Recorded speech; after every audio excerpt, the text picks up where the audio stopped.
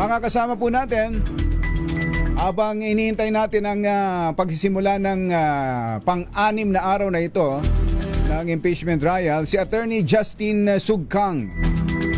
Batang-bata, Master of Laws Professor Associate at De La Salle University at former Commissioner of the Legal Education Board. Attorney, magandang hapon. Ka Jerry po ito. Magandang hapon po, Ka Jerry. Inaantay natin si Kumbachero. Mukhang nata-traffic. Nagulat din ako eh. Akala ko alauna pa tayo, mother eh. Yung pala 12:30 na tayo. Mabutit ang ating pilot mahusay gumawa ng paraan. Pero palagay ko lalabas na lang sa may huli ka na website ng MMDA kung anong mga violations namin. Attorney, magandang hapon at kumusta po kayo? Kumusta po ang De La Salle University? Well, magandang hapon po, Ka Jerry. Sana makita na natin si Katunying, di ba? Bata pa lang ako, pinapanood ko na. Si Katunying, ako rin bata pa rin ho ako. Sinusubaybayan ko na yan, si Katunying. At alam nyo ba na hindi ninyo na itatanong, magkasunuran kami niyan ni Kumbachero nagtatrabaho, nagradyo siya, nagradyo rin ako noon. Nag-aaral siya, nag-aaral din ako noon. Halos parehas na parehas ang naging ruta ng aming profesyon. Tapos wala pa ba diyan? Habang wala, ikukwento ko. Tapos nagturo pa yan, no? Naging teacher ko pa yan sa kolehiyo, si Kumbachero, sa isang pagkakataon. Yun. Tapos nung lumipat ng istasyon, lumipat din na ako ng istasyon. Idol na idol. Huwag kang kontra Sister L, ha? Ganon ang mga pangyayari. Kaya tama kayo. Noon pa ay sinusubaybayan na natin yan. Si Katunying, Anthony Taberna.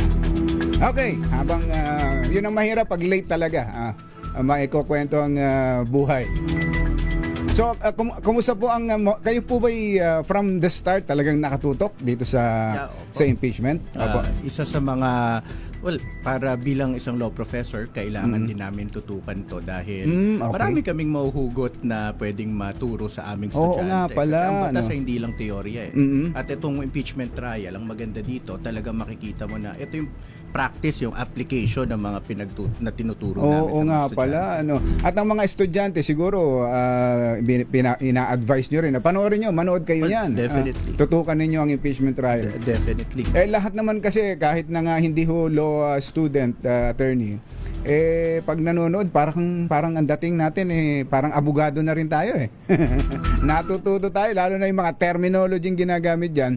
Okay, kahapon anong naging assessment ninyo sa siguro yung kabuuan muna ng first 2 weeks, bagamat ngayon yung last day ng second week, nagkaka-scorean may sabi ng depensa, lamang kami. Sabi ng prosecution, hindi, kami ang lamang. Tapos siyempre mga kababayan natin may kanya-kanya ring observation. Kayo po ba anong sa tingin ninyo? Well, syempre masyadong maaga pa bago natin sabihin na ito panalo Parang may marathon pa. Hindi pa ito yung pero sa akin, kung titignan natin yung respective performance ng prosecution at ng depensa, mukhang at least sa aga na ito, mukhang nasa prosecution yung lamang. Pero hindi naman ganun kalaki kasi syempre may mga ebidensya pang ipapalabas ng depensa, kailangan natin hintayin yun. Pero remember, and siguro purgang-purga na yung mga tao pag naririnig nila na ang konteksto kasi ng impeachment, it's a sui generis. Narinig na siguro natin yan.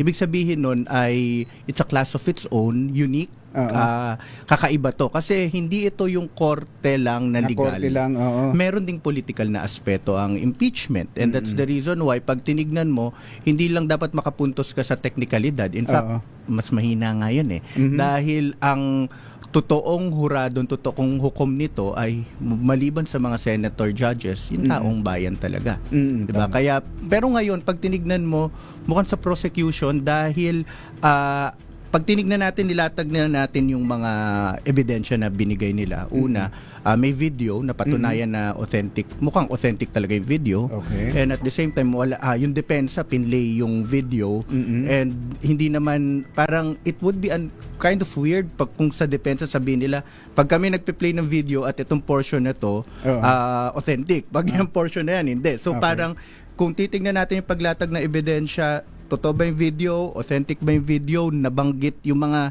sinabi ba na nabanggit doon sa yung mga salita ba na nabanggit doon sa video, talaga ang nagsabi noon ay si VP Sara or hindi? Mukhang lahat 'yun napatunayan eh. Oo. And then in the end, ang Senado, ang mga senator judges ang magwe-weigh kung ito ba talaga ay aabot dun sa standard na is it really betrayal of public trust, high crime, kasi yun lang naman ito lang yung issue ngayon, at least for this for the past 5 days, 6 days Apo. of the impeachment trial. Pero yung ba, attorney, yung bang recording na yun, yung video na yun hindi ko kasi natutukan ng gusto. Yun ba'y tinanggap na ng korte as evidence? Wala pa. Siyempre sa appreciation yung mga senator Judges yun. Pero mukhang hindi siya na-impeach. When I say na-impeach, parang hindi siya na-oppose ng maayos na napabulaanan.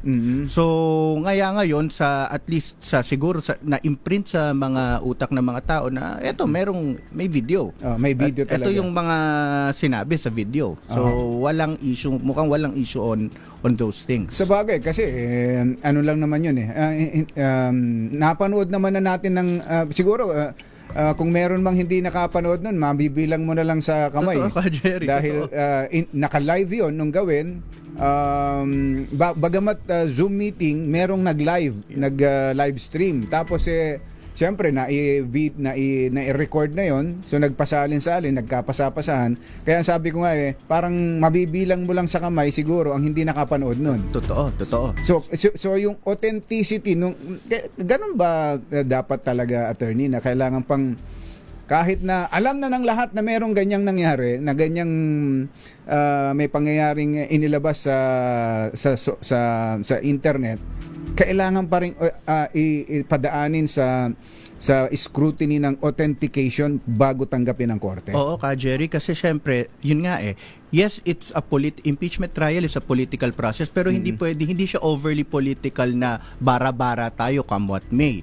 So nandun pa rin kailangan i-balance ito dun sa aspeto ng impeachment na legal din yan. Pero nagiging problem nga ngayon, hyper-judicial yung nangyari, puro technicalidad Pero leaving that aside, kailangan bang gawin yun? Kasi, we live in this, siguro kung mga 10-20 years ago, na wala pa halos yung AI, okay lang di ba? I mean, kailangan, parang sige, hindi, may video mukhang ang tiwala natin sa video, pag nakunan, yun. Pero dahil sa AI, may mga deepfakes, di ba? So, at the very least, we're giving, at least the Senate is giving the Vice President, the camp of Vice President, to dispute kung baka peke yung video. Pero yun nga, hindi nila nagawa dahil... Pero may attempt ba sa kanila na para i-prove na hindi authentic yung recording? Parang wala Parang wala naman di ba? Kaya nga nagtataka ako, Ba't naubos yung oras bumabad ng slow, yun na nga. Naubos yung oras Kaya may mga pagkakataon na nakakainip Lalo na yung mga kababayan nating paulit-ulit na napanood yan. Ba't ba pinagtatalunan pa yan? Talaga namang napanood namin yan. Napanood na namin Napanood ko na yun, di ba? Napanood na natin yun. Talagang, pero yun nga, para lang patas, kailangan bigyan ng pagkakataon. Baka naman AI. So, pero dapat hindi tumagal ng ganyan. In fact, may mga sa korte kasi ngayon, may tinatawag kami na judicial affidavit rule. So, hindi mo na kasi dapat hinabaan yung direct examination. Pwede mo ilagay lahat yun, yung ginawa ni Attorney Ligutan, ipapel mo na lang yun. Tapos proceed agad tayo sa cross-examination. So, yun nga lang, dahil ilang oras yung kinain sa judicial, sa direct examination, medyo tumagal. So, dapat sana pwedeng ma-abbreviate pa. Kung ang tanong ay pwede pa bang mapaikli? Pwede pang mapaikli ito. Siguro yung mga senator judges or si presiding judge Chis Escudero, siya na mismo magsala yung mga hindi lang kung ano-ano objection, 'di ba? even yung mga katanungan ng mga kapwa niya senador, pwedeng isala niya na yan eh. Mag-submit na muna sa kanya para Mahirap makita- yata yung Yun nga sinasuggest lang. niya na yan, attorney. Dahil may 24 kaharian sa Senado. Oo, bagamat sila ngayon ilan na ba? 22. 22 lang sila ngayon. Pero yung 22, marami pa rin yun. Marami pa At rin. may kanya-kanyang sariling pag-iisip at disposisyon. Yung binanggit nyo kanina, sa tingin nyo medyo lamang, yan ba dahil lang sa ang prosecution? Hindi kaya dahil sa palakasan lang ng boses at pagandahan ng boses yan at pagalingan ng objection. Maganda Paano boses ba ni yan? Atty. Ligutan, di ba? Magandang boses Maganda, sarap pakinggan. Pero yun nga, akin ang aking judgment ay nakabase dun sa ano ba yung nilatag nila na objective sa simula. So sa Article 4.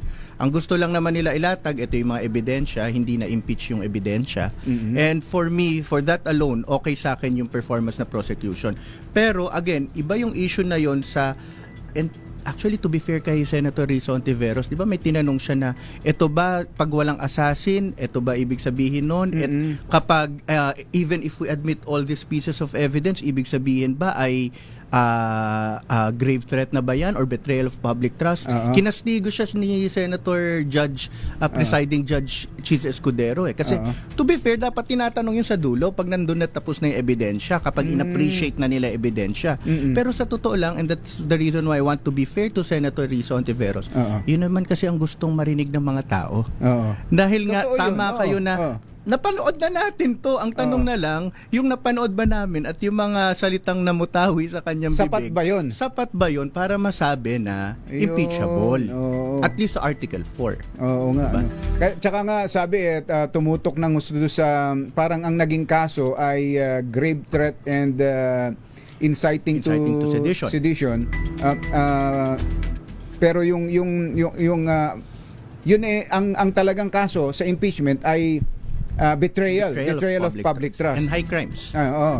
So doon na tumutok. So yun pala, hindi ko napanood yung parte na yun na attorney. Paano itinanong yun ni Senator Rizzo? Kasi tinanong niya na tinanong niya na pwede based, I think yung unang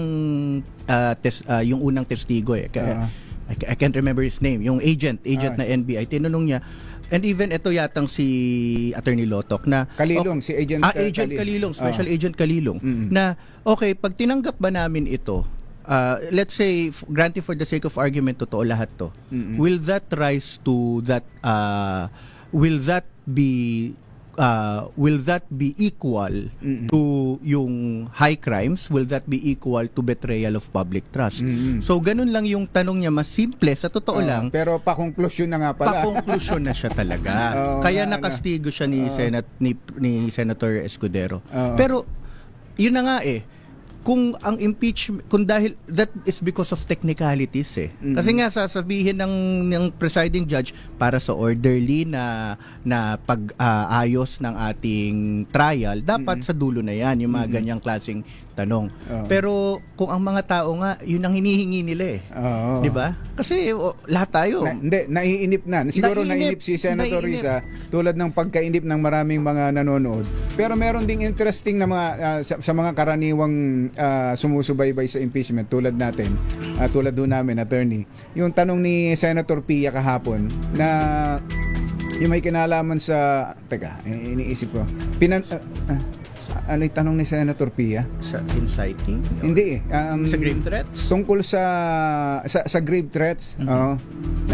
Ay napasala si Kumbadya. Yung idol natin. Sa grave threats. Iniisip ko pa nawala sa sabi ko ang ganda nito Dahil dalawa yung tinandaan ko na yun, pati yung Romanov. Yung pinag-usapan nilang Romanov. Na nung una, sabi nga ni Senator Ping Lacson, ang buong akala niya yun ay banta laban kay BP Sara. Yung pala kay sa First Family rin. Yes.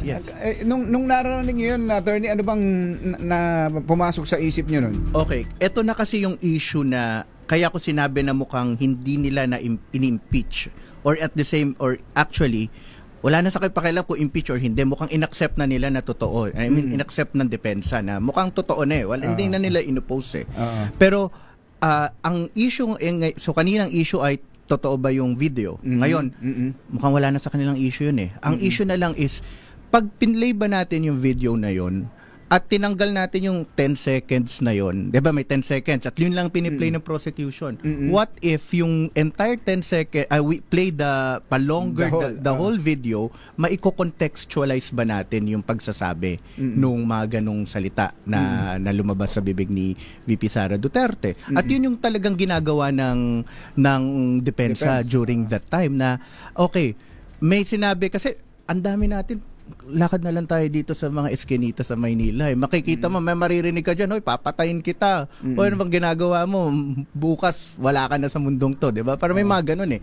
Are those really threats? Kasi dapat isituate mo ito sa, ano bang circumstance na nakapalibot dito dun sa moment na sinambit mo yung mga salita na yun. At yun nga, pinakita niya, o at least sa pagtatanong ni Senator Pia na grave threat ba kapag dahil nagalit? Grave threat ba dahil kumbaga meron akong pinaghuhugutan ngayon eh. Masama loob ko sa iyo, galit na galit ako sa iyo ngayon eh.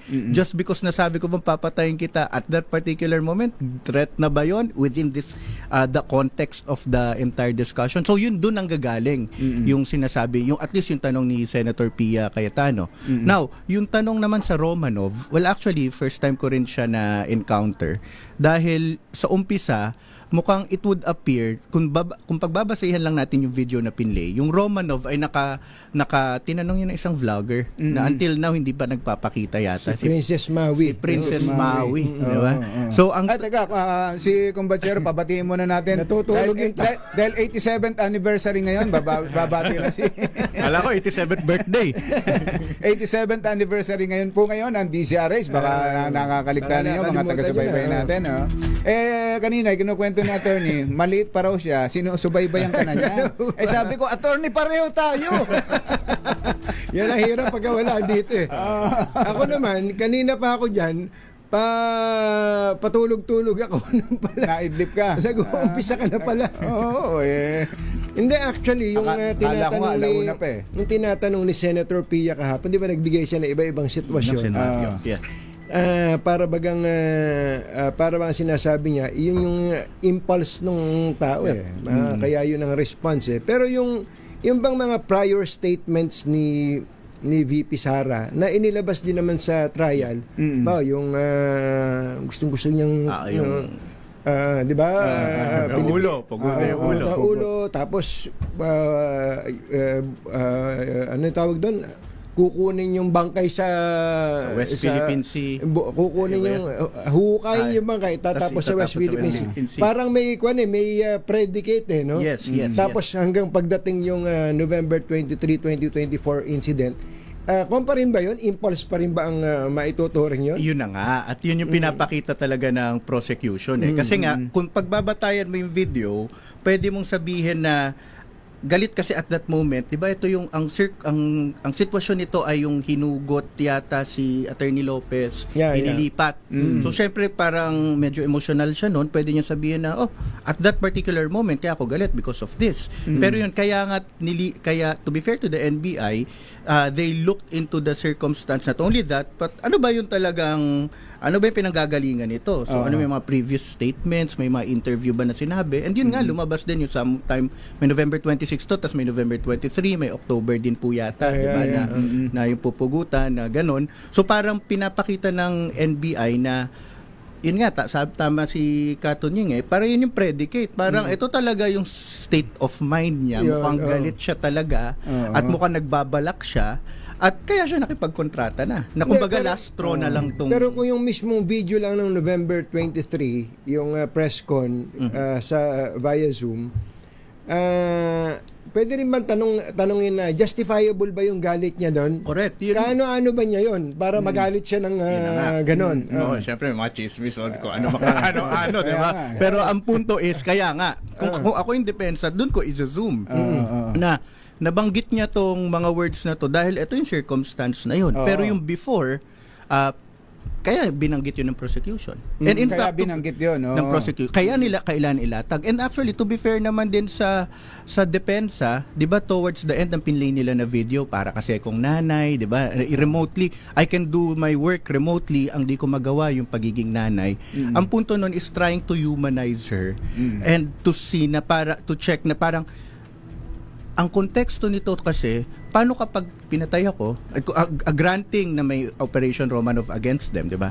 Pag pinatay ako, ayoko naman mawawala ng ina yung aking mga anak. So, yun yung talagang, yun naman yung counter-narrative ng depensa. So, kanina, galit ka sa presidente, may pag-aaway kayong politika, pero ang counter-narrative ng depensa ay, well, kasi may banta sa buhay mo eh.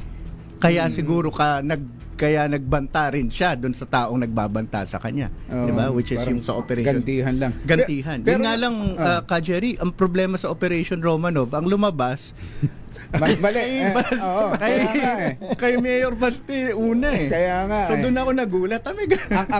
ang buong akala ko doon una, yung binanggit na yon, kaya binabanggit, para suportahan yung threat kay VP Sara. Hindi pala. Hindi pala. So parang si Princess Maui, mali din yung understanding niya. Mukhang mali din yung understanding niya. Tama Parang ka, mali din kumbadero. kaya nga nung pinasabi na siya ng NBA, hindi na siya sumipot eh. Sabi siguro, ay mali pala. ito yung karaniwang tanong ng mga nanonood. At ewan ko, si Senator Pia nga yata yung nagtanong nito, yung taong pinagbantaan hindi naman nagrereklamo eh. Na feel threatened ba sila, na ininda ba nila yung pagbabanta na yon? Sa grave threat ba na ganito, attorney, kailangan yung mismong pinagbantaan ang magreklamo? Not necessarily po. Kasi yung threat, ang basehan nun, ang offense yun sa verbal i-filter mo yun sa mga salitang mga sinabi. So, and in fact, ganun din halos yung sa inciting to sedition, di ba?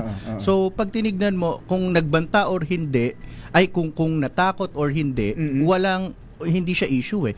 Although, to be fair to NBI, after that, di ba, pinlay nila yung sinabi ni President Marcos na nakakabahala ang mga ganitong klaseng pananalita, may mga pagmumura. So, doon niya dinikit, di ba? So, hindi naman natin pwedeng sabihin absolutely na hindi siya natakot. And then, meron din na mobilize yung different government agencies, di ba, na yung National Security Council, and those other agencies, even AFP yata, na parang, kasi nga may threat, di ba?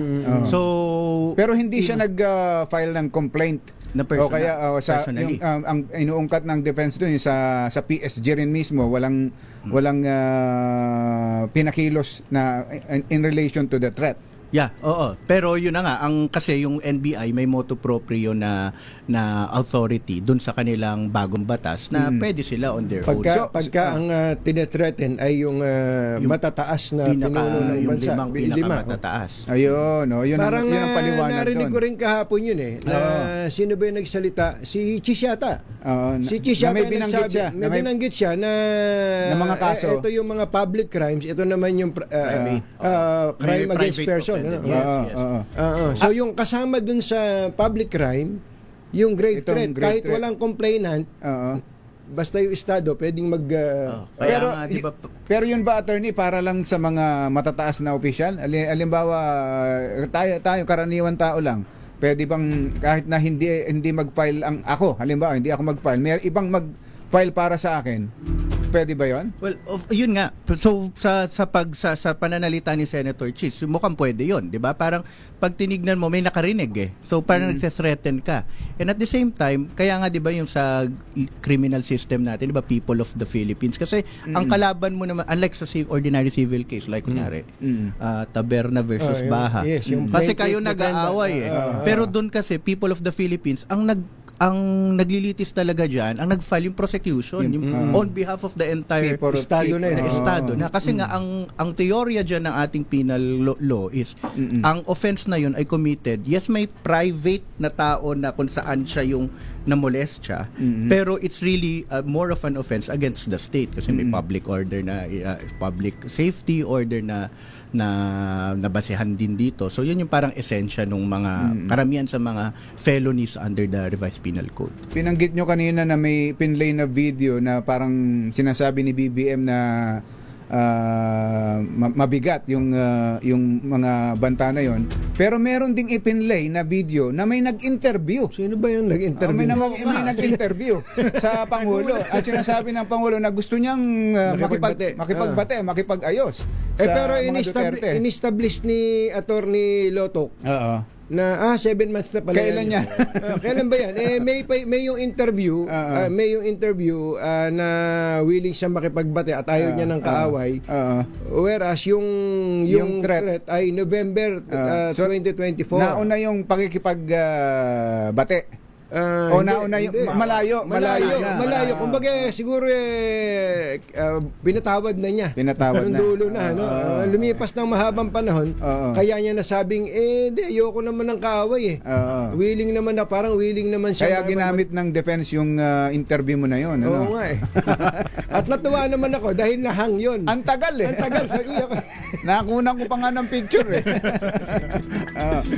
Yun, attorney, ano sa inyo doon? Well, yun nga, yung period it really matters. Actually, may isa pa yata video na napakita, if memory serves me well, na parang after how many months din na parang ang showing na iba kasi yun iba yung, okay, sabihin na natin during that time, di ba, na-mobilize nila yung mga different government agencies. Of course, hindi nag-file ng, alam natin na hindi nag-file personally si PBBM. Pero, immaterial kasi talaga yun dahil pagdating do, in fact, kung kahit patawarin niya during that time, magiging immaterial pa rin dahil ang issue is meron bang tinakot ba niya yung presidente ng Pilipinas. In fact, sa ibang bansa nga, I think sa United States, felony talaga yun. Kaya yun yung gustong gawin na, to be fair kay Senator Zubiri, kahit papano, may isang senador na gusto pa rin gumawa ng batas. Kasi di ba during that time, parang he was asking about dapat ba maging batas to, yung ganito, para lang meron tayong, kumbaga, ito yung legislative response natin. We're a trial, we're an impeachment court, pero may isa doon na utak senador pa rin, di ba? Gusto pa rin gumawa ng batas for an orderly society. Tama. Pero hindi na kailangan ang batas doon. Hindi, kailangan kasi nga hindi pa malinaw ngayon di ba?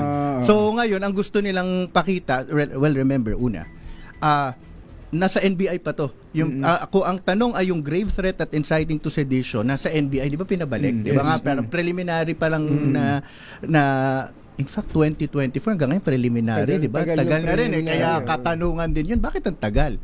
So nasa preliminary stage pa rin to. At kahit nasabihin mo na okay, when you file it sa either MTC or RTC kung saan yung may jurisdiction yan, yun yung criminal aspect. Pero again, when we go to the Article 4, hindi naman niya sinabi na ang basihan ay yung grave threat lang or yung inciting to sedition at hindi kailangan nilang patunayan na guilty sila doon or guilty si VP Sara doon sa mga criminal, sa felonies na yun. Ang kailangan lang is may betrayal of public trust ba? Is it a commission of high crime? So yun and yun yung sinasabi ko sa iyo, Jerry, kanina na to be fair to Senator Risa, yun lang naman yung gustong marinig ng mga tao. Kung magko-qualify ba yung lahat ng mga bagay na yan? Lahat ng pinag-ubusan ng oras na para sabihin ito ay impeachable. Ito ba sapat to remove an impeachable officer sa kanyang tungkulin? Na unfit na ba yung tao na yun sa posisyon niyo? Okay.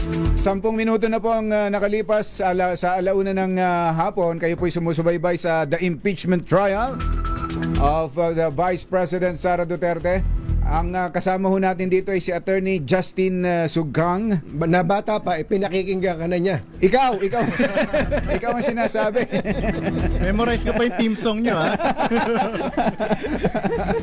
Kaya na ikwento ko rito kung paano nagsimula ang Dos Mordos. At hindi po siya parte ng prosecution. Yan, klaruhin lang natin. Boss, Attorney Reg, magandang hapon po. Hindi rin siya parte ng defense. Hindi rin parte ng defense. Bagamat yung mga pahayag niya, baka sabihin, Sa prosecution yan. Pumapabor sa prosecution yung mga sinasabi. Pero personal observation yan ni Attorney Justin, at mamaya makakasama pa natin siya. Attorney, ang tanong ko lang, assuming kung sakali man magkatotoo na gawing testigo ng depensa si Attorney Zulaika Lopez, siyempre hindi na hostile witness yun dahil ano bang mga pwede lang nilang makuha, paano nila magagamit si Zulaika dun sa particular na article ng impeachment na to? Well, Article I think, 4. pag tinignan mo, saan ba lang makakapag-testigo, magte-testify si Attorney Lopez? Well, it will only be in the context of that yung interview na na-stream. So, ang most likely gagamitin niya ng depensa para i-humanize si VP Sara Duterte na, okay, mukha kasi siyang parang yung galit, kitang-kita nyo, 'di ba? Pero at meron naman daw pinanghuhugutan. Yung at trigger, yung pinaka-trigger. Yung trigger. At ang trigger nito is yung nalipat si Attorney Lopez, and siya yung magtetestigo doon na. So and kasi yun yung personal knowledge niya. Yun lang naman yung may personal knowledge siya at that particular time, just to humanize and contextualize bakit naging ganun yung reaction ni VP Sara. So hanggang doon lang. Pero as to other, yung November 23, yung October, wala na. Yun. So, dun lang. And that's for that limited purpose. And I think tama din yung ginawa ni Attorney Capuna na forgo mo na yan. Kasi pag hostile witness ka, hindi mo kontrolado. Kasi remember, yung sa direct examination, halos katulong yung abogado mag-prepare niya. Yes. Kaya nga ang isa sa recommendation ko para ma-abbreviate, mapabilis is do away with direct exam. Pwede mo kasi ngayon yan may judicial affidavit. Yes, tayo. yes, totoo. Ilagay mo na lang doon Kompleto sa papel. Pero syempre mawawala yung, kasi sabi ko nga kanina, may political and may legal aspect ang impeachment, yung theatrics and performance Yun for the ang purity. mahalaga yun Mahalaga yun sa public Prosecution. opinion. Sa public opinion Yes, especially. of course, Katunying. Kaya ayaw nilang pakawalan yun. Kaya tumatagal. But of course, kung itutuloy man nila to, ang cross-examination mapupunta na yung kay prosecution. Oo. Mapupunta na kay prosecution, and they can ask leading questions na hindi pwedeng gawin sa direct examination. So yun yung kaya medyo delikado din. Kung very limited yung purpose at wala namang any value added, bakit ko pa ilalagay? Tama. So kung kayo ang tatanungin, wag na rin. Wag na. Kasi may mga video naman na na-humanize at akin na lang paulit-ulit mong ipa-play yung video. May TikTok na tayo, social media Kung ang labanan ay kung ano yung pinresenta sa korte, edi i-present mo yung entire video, di ba? I mean, looking at the big picture, yun yung better na strategy ng depensa. Pero sa karaniwang kaso ng grave threat, attorney, importante ba yung trigger? Yun ba pwede bang maging gamiting dahilan yun na para makalusot Justification, o kaya maging justification yung trigger? Oo, so sasabihin talaga hindi, ang filter lang ano ba yung mga salitang namutawi So hanggang doon Kaya hindi ka naman kumbaga parang may pinatay, 'di ba? May naginawa sa iyo. It doesn't mean naman na authorized ka na manakot, 'di ba? Kaya nga ang ganda ng pagkasabi ni Senator Pia na iba yung babala, iba yung banta. Warning versus threat. Yes. So yung threat clearly it's a felony under revised penal code. So yan yung mga bagay na hindi mo dapat gawin. Mayroon kasing binabanggit si Senator Ping Lacson daw na kailangan pa ng permission ng presidente bago payagan ang BIR commissioner na i-disclose sa publiko o sa impeachment court yung pong bagay. Tama ba yung ganong klase ng posisyon? Considering na very special yung impeachment trial Yun yung bank secrecy law, nawawala ng halaga dyan di ba? Yeah. Nababaliwala ang bank secrecy law sapagkat impeachment trial nga ito. Ano po bang take nyo doon? We have to distinguish kasi sa AMLC nakalagay doon upon court order. Yeah. And then during that time they consider the impeachment court as a court, di ba? Correct. Yes, judicial/political siya. Yes. Pero din naman sa BIR, very clear, I think Article 70 or 270. Can't remember sa National Internal Revenue Code. Okay. Na nakalagay doon mukhang absolute unless may exception na may president. Ang another ruta is i-waive mo. Pwede naman kung karapatan nila yon na maging private, pwede mo i-waive yung karapatan mo. So that's the another Naiisip ko route. kasi, for example, ang mag-desisyon ng impeachment court na pabuksan to. Tapos nanindigan ang presidente kung totoo, kung meron talagang specific sa NIRC na ganung provision, edi magkakaroon ng stand-off doon, ano? Yun na 'Di ba dapat may nagbibigay diyan? Yes, kaya titignan mo ano ba yung pinanggagalingan ng statement ni Senator Ping he's cautious. Kasi nga una, hyper-judicialized to Yes. Puro technicality Pero naintindihan natin kung bakit, dahil yung mga senador gusto nila parang lahat ng gagawin nila hindi sila mahahabla sa korte. So parang ganun sila ka-cautious, 'di ba? Nag-start tayo kay Cheese yung forthwith. And hanggang ngayon nakikita natin na medyo cautious talaga sila dito. Kaya gusto nilang cover. Kaya gusto nilang cover. Anong tinutukol yung ihabla sa korte? May kinalaman sa flood control? Hindi. Kasi nahabla sila sa Akala ko parang nai-implead ang Senate President and the Senate as an institution sa Supreme okay. Court. Okay. Parang ayaw nila na iskuran sila doon. Naggagawa sila ng batas, yung pala sila rin ang Parang ganun. No? Mabutit nilinaw ninyo kasi meron ganun kasing mga paniniwala yung iba. Tsaka isa na lang may balik sa kanila yon. Dahil kapag pwedeng buksan yung mga tax documents, in the end, sa future, baka sila. pwede rin mangyari. Pati sila. Kaya feeling ko nandun yung caucus. Pero May caucus. ako naman, ang akin, basta husgado. Ako, pagka, if it's a lawful court order, dapat may Pwede, mga prohibition na nawawala nadidisarm ka. Para kumbaga sa Tama. pintuan na unlock yung pintuan. Pagka may lawful Kasi court parang order. kapag hinigpitan pa natin yan dati, ano pang magiging saysay ng campaign natin sa graft and corruption? Kung Eto nga kung bachero for example, parang tayo na rin na nagbigay ng proteksyon sa corrupt. Tsaka ganyan. ito, I assume natin na hindi magkaaway yung presidente sa vice-presidente. Kung ang impleaded dito yung vice president, kachokaran niya presidente, hindi na niya pabubuksan. Wala, talaga. Yung presidente niya, Walang mangyayari. problematic yun kung yun ang pagbabatayan. Ano? Basta ko, ang aking stand dyan, total naman hindi niyo tinatanong yung stand ko, at wala namang saysay yung legal opinion namin ni Kumbachero, hayaan natin na bigyan natin ng kapangyarihan ang impeachment court na magdesisyon. Ang kanilang trabaho, magtanggal na ng vice-presidente kung meron silang numero di lalo na ito, kaliit-liit na bagay naman ito. Alas 5:45 ang ating oras. Magbabalik po kami. Kailan? Mamaya kaagad.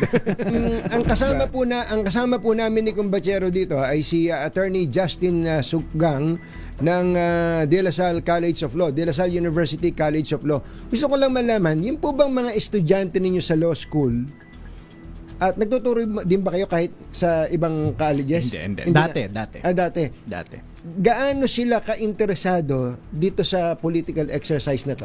Well, at least yung sa mga estudyante na hawakan ko, pag nadidiscuss ko every now and then, nakakasabay sila. So, nakukuha nila yung reference. So, kahit papano, dating sa akin, nakikinig sila. Good. So, Monitor which sila. is very important. Yun nga sabi ko, teorya yung tinuturo namin kadalasan.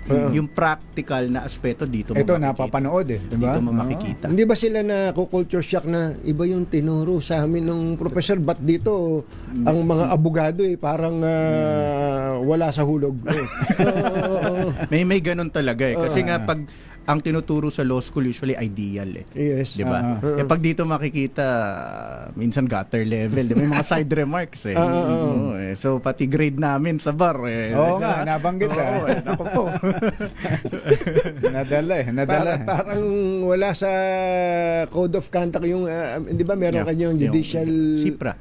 CIPRA, Code of diba? Professional Responsibility and Accountability. And yun nga, it goes to yun nga ang aking research na advocacy talaga is more on reform sa legal profession and education. Paano ba tayo mag-train ng abogado na matino? Diba? Hindi lang magaling, kundi matino, may puso para sa madla. I don't know kung paano gagawin yun ngayon Ito yung exemplars Ito yung mga nakikita natin Ayun. Sobrang importante din ngayon, Kumbachero, dito mo makikita na hindi ka man abogado, dapat alam mo kung ano ang batas, ano? Yes. Kahit di ka abogado, dapat yata mas madagdagan ang units kahit na mga ibang mga kurso sa about Yes. laws and norms Yes. and rules Yeah. dito sa ating bayan. Yeah, nakalagay kasi alam ko sa Constitution, dapat merong education ng Constitution eh. So doon pa lang eh. Ang tanong naman palagi sa Pilipinas for the longest time, nakalagay sa curriculum, natuturo ba na maayos? Competent ba yung mga teachers natin to do that? And isa yun sa dapat unang reforma ng mga EDCOM or what have you, di ba? Totoo. Na dapat yung kaalaman sa batas, hindi naman dapat sobrang sophisticated eh. Oo naman. Pero the basic Basic. laws, Basic lang, about basic. yung- Oo. sa karapatan mo, sa karapatang pantao, dapat alam ng mga estudyante. Yung mga bagay na pang-araw-araw na gagamit natin o na-encounter Lalo natin. na siguro senador. Dapat yung senador, alam ng senador kung ano ang batas, ano? Totoo yun. Yung hindi naman kailangan yung deep dive, no? Yung surface nga lang. Correct. Yung framework ng batas, yung mga prinsipyo sa likod ng batas, 'di ba? Yung complex things, pwede sila mag-hire na abogado. Yes. Oo, 'di ba? Pero hindi dapat walang Yung mga alam. basic. Yung basic, Oo. basic. Parang common sense na nga lang yung iba eh. Di ba? Parang Pero ka Jerry, sa totoo lang marami sa batas common sense. Common sense, Ano yeah. yung sinasabi ko sa mga estudyante ko, 'di ba? Huwag kayong magpa-tumbling-tumbling palagi. Karamihan diyan common sense. Oo. It reflects ko ano experience ng tao, Oo. 'di ba? Pero yun na nga, ang problema kasi natin, puro doktrina yung dinidrill mo sa law school eh. So nagiging memory work kadalasan. Totoo. So yung Ayun, oo. esensya ng batas parang nawawala eh. So, yun. Sa pagkakataon na to ay nag-iintay na lang po tayo ng Hudyat. pag-umpisa Ng hudyat. Oo. ng pag-umpisa na ika-6 na araw. Counted ba tong pang-6? Kasi parte pa rin naman to ng Parte, ng pang-anim to. trial eh, no? Oo. Although walang testigo, Oo. parang ano tawag dito, mga miscellaneous. Oo. Ito muna ang they dispense with the miscellaneous Mhm. para At yun nga, makausad sila. yung oral argument nga tungkol doon sa Nang hinayang tuloy ako kay Attorney Matibag eh. Oo. Dapat pala isinalang nila for today, ano? Oo nga pala. Wala pang samaan ng loob. Anong nangyari? Nagkasamaan pa, nagsakit pa. Nagkasalitaan pa eh. Nagkasalitaan pa Yung pala eh, hindi naman aabutin ano. Totoo 'yan. Kung ikaw po ang masusunod Attorney Justin, mas pabor ba o mas makabubuti ba na every article na matapos na mag-rest na both prosecution and defense magbotohan na ang impeachment court? Kung ako lang, in the interest of time, better yun. Sa totoo lang. Sa totoo lang, better yun. Para makita. Kasi isa lang naman kailangan Isa lang mo kailangan. eh. Di pag pasok na doon, edi tapos na. Di ba? Yun nga lang, syempre, hindi natin alam yung nangyari sa likod eh. Di ba? Baka kulang pa yung numero. In the end, numbers game eh. So baka kailangan nila lahat. And remember, hindi lang numero ng senador kasi yung epekto ng yung tingin ng publiko makakaapekto yun dahil karamihan ilan sa mga senators natin re-electionist yata. Yes. So babakas talaga sila doon sa ano ba eh. Nakita nyo yun ha. And recently may survey which is for some weird reason may lumabas sa survey ano yung public opinion doon sa first 3 days or 4 days. Parang yung Tangier yata yung Yeah, Tangier, nominado nun. At sinabi nilang naka-score yung Prosecution. yung prosecution. 2 points yata. At kung yun very material yun sa mga senador, especially sa mga re-electionists. Kasi susundan nila kung asan yung polusyon ng bayan no? Yeah. Pero yung bang 2/3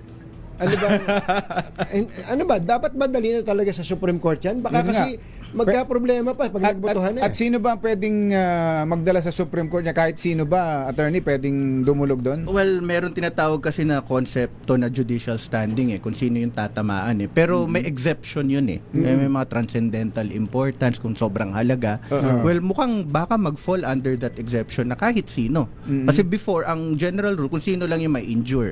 Pero pag may transcendental importance, pwedeng kahit sino, basta mapakita mo na meron ka ring interest doon. So, ang tanong na lang dyan, kung pwede bang kahit sino magsampa? Yes, di ba? Ginawa na nga nung ibang mga abogado yun, yata. Kung ang tanong ay ilan ba talaga? Dalawang schools of thought yan. Yung una, kung pwede ka sobrang stricto kasi malinaw sa konstitusyon, 2/3 of all members. Member pa naman si Marcoleta, sila si Jinggoy, di ba? So kasama dapat sila sa botohan. Pero syempre, if you push that to its logical extreme, paano kung 15 na lang? 'Di ba? So hindi mo naman meron kami sa law school na tinatawag na statutory construction. Ito ay subject kung paano mag-interpret, magbasa ng batas. At meron doon na hindi mo pwedeng interpret ang batas na in the end magiging absurd or parang walang kwenta yung interpretation. So doon pwede mo sabihin na Magandang point yung sinabi niyo. Paano nga kung dumating yung araw na ang pwede lang maka-attend ng sesyon 15 na lang. Di wag na tayo mag-trial. Kaya nga. Para di wag na tayo mag-trial, ganoon naman pala. Magandang punto yun, ha? So may ganong aspeto, syempre titignan natin, it's for the Supreme Court to decide in the end. Pero ang tanong, pwede kasi upuan din ng Supreme Court lalo na kung pagtapos na yung botohan. Pwede na let's put it to rest, 'di ba? Sabi nga kanina, 'di ba? Move on, council. Move on. Naalala ko dati yung 'di ba, nung 2001 ang Supreme Court ay nagdesisyon tungkol sa tinatawag na constructive resignation. Estrada versus Desierto. Estrada versus Desierto. Pero siyempre, mga law students, sabi, wala naman sa Constitution to. Hindi naman nag-resign si Erap, hindi naman namatay si Erap, hindi naman invalido si Erap, hindi naman siya pinatalsik, o hindi naman siya na-convict. Hindi naman siya na-convict. At hindi siya expressly nag-resign. Pero, sabi ng Supreme Court, hindi, nag-resign ka na. Constructively. Ayun. Through all the acts, instances before, mukhang leading towards that conclusion. Pero kaya yung Supreme Court hindi na niya mabaligtad yung sarili niya. Kasi lahat ng mga ginawa ni noon acting President Gloria Macapagal Arroyo, ano yun, babaligtarin? Oo, true. Ang grabe, kaya masarap mag-aral ng batas. Masarap mag-aral ng batas. Pero yun lagi yung sinasabi sa mga estudyante ko, may philosophy of law. Huwag mo sabihin na interpretasyon mo, nag-interpret ka lang objectively. Merong philosophy, may worldview ka underlying that. And yun yung dapat mong bantayan. Kasi baka reverse engineer ginagawa mo. At meron ka ng conclusion, gagamitin mo nga yung instrumento natin to arrive at that conclusion.